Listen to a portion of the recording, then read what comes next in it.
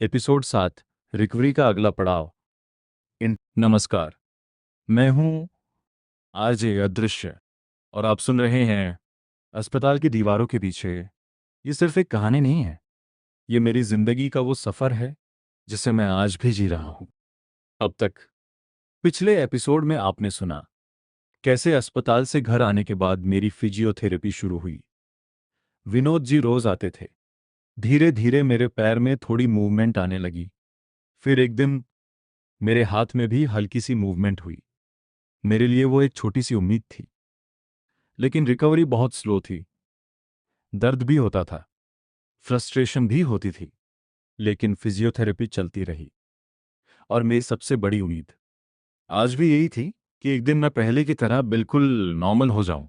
Episode 7 recovery शायद बाहर से देखने पर बहुत सिंपल शब्द लगता है, लेकिन जब आप खुद रिकवरी से गुजर रहे होते हैं तो आपको पता चलता है कि एक छोटी सी मूवमेंट भी कितनी बड़ी बात हो सकती है।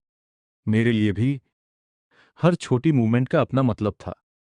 हाथ थोड़ा हिला, पैर में थोड़ी मूवमेंट आई तो लगता था शायद मैं आगे बढ़ रहा हूं।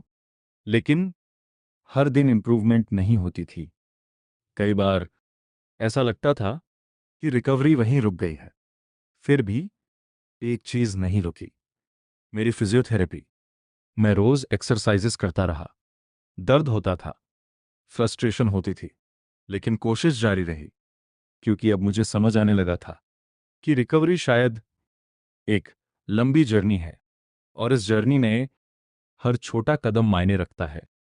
मेरी रिकवरी आज भी 100% नहीं हुई है, लेकिन उस समय मेरी सबसे बड़ी ताकत यही थी कि मैं छोटी छोटी इंप्रूवमेंट्स को देख पा रहा था और उन्हीं छोटी इंप्रूवमेंट से मेरी उम्मीद बनी हुई थी।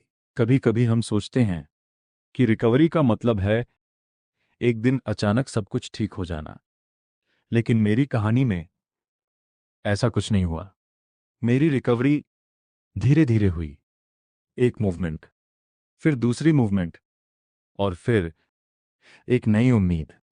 और शायद यही मेरी रिकवरी की सबसे बड़ी सीख थी। धीरे चलना भी आगे बढ़ना है।